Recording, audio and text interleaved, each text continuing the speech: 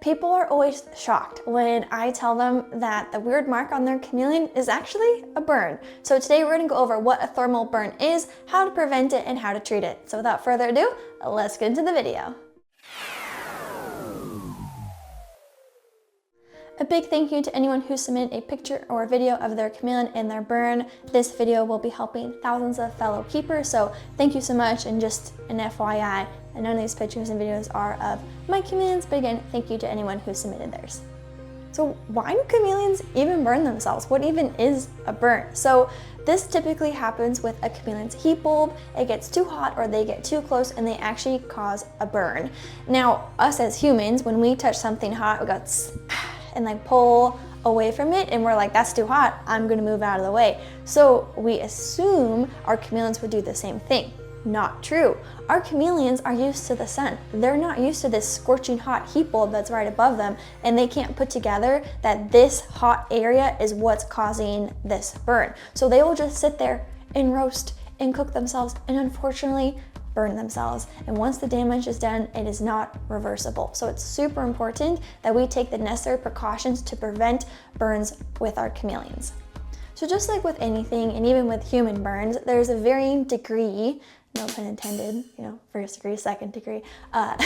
There are varying degrees of burns. Some can be super minor, hardly even noticeable. Maybe it's just like some scales that are slightly discolored, or one or two of their dorsal spikes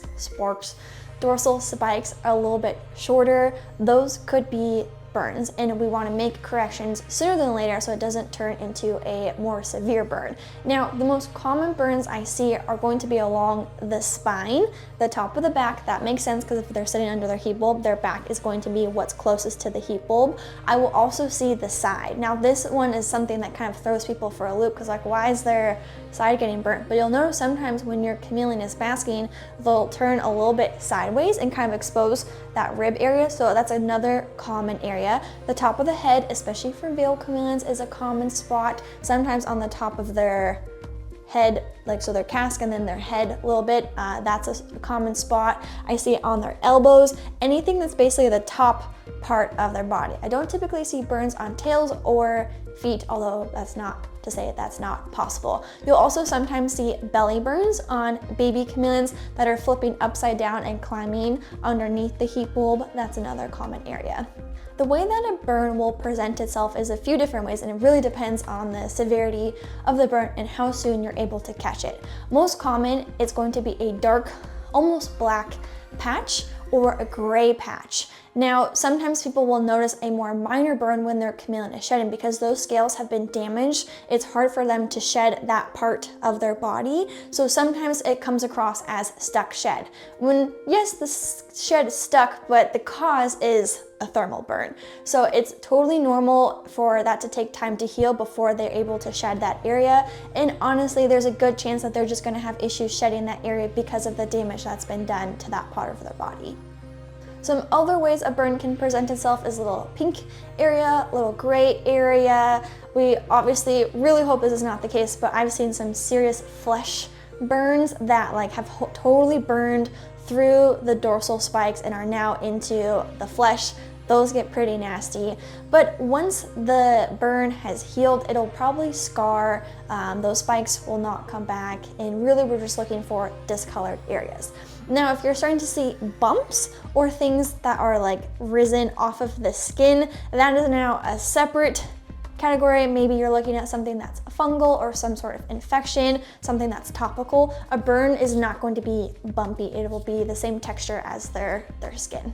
Now, if you're noticing that your chameleon does in fact have a burn, hopefully it's gonna be okay. If it's a minor burn, odds are you can treat this at home. Just take a little bit of Neosporin. There's two types, one that has pain relief in it and one that does not have pain relief. You want the one that does not have pain relief. Take a little bit of that and apply it to your chameleon. Now, if you have a defensive chameleon like me with Neptune over here, then what I would recommend is waiting till they're asleep, put a little glob on the end of a Q-tip and just quickly apply it on the area while they're asleep. Because odds are, if you have a defensive chameleon and you're coming at them with a Q-tip, they're not going to be happy about it. So just wait till they're asleep and then apply it, and just repeat that until you're noticing improvement and that the area has healed over.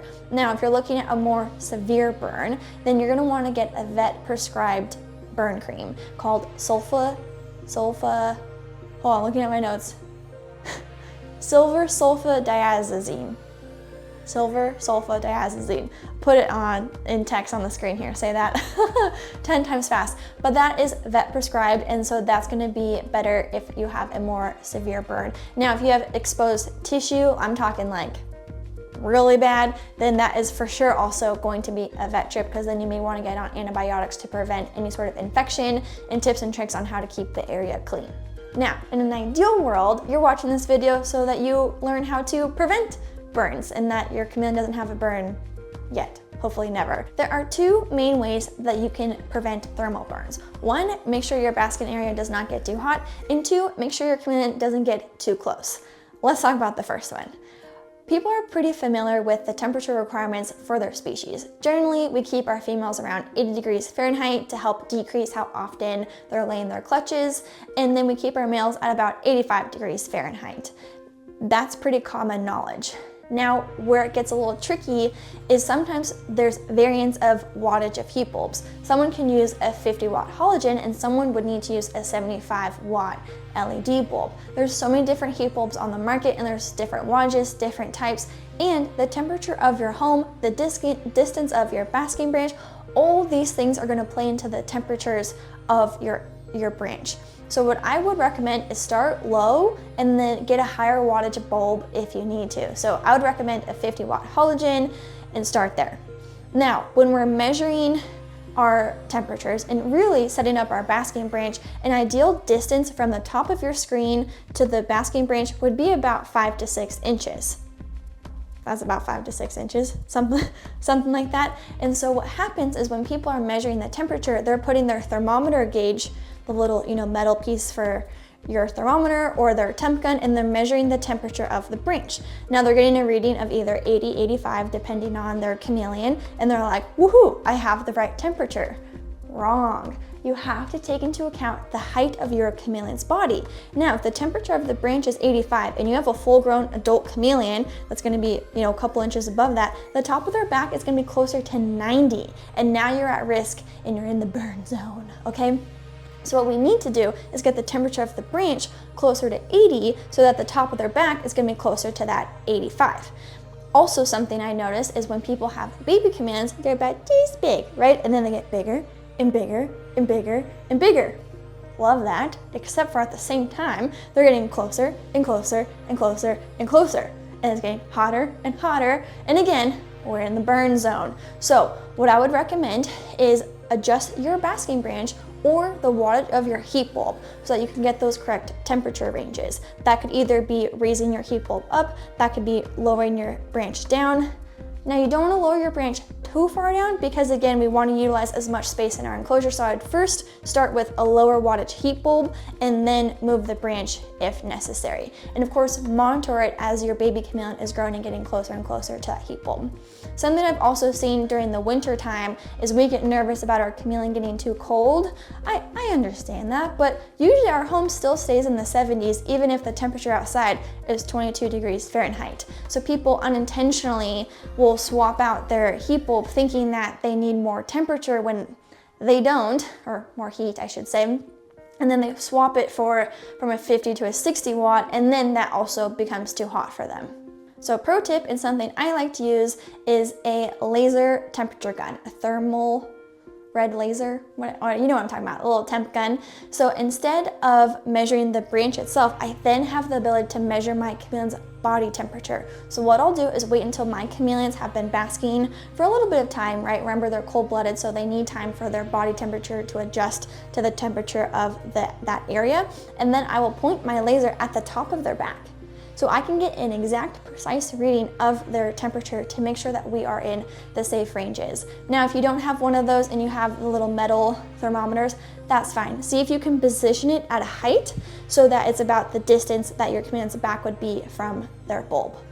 And just a friendly reminder, as we're talking about heat bulbs, to make sure that you never use a red heat bulb with your chameleon, and to make sure all lights, including your UVB and heat bulb, are off at night for your chameleon.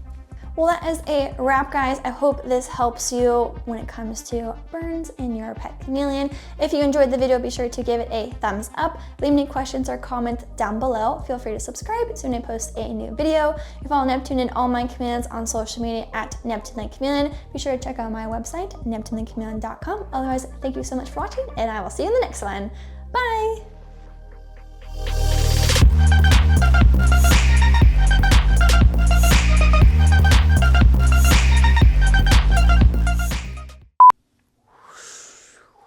Cue sound effect. And I'm shedding.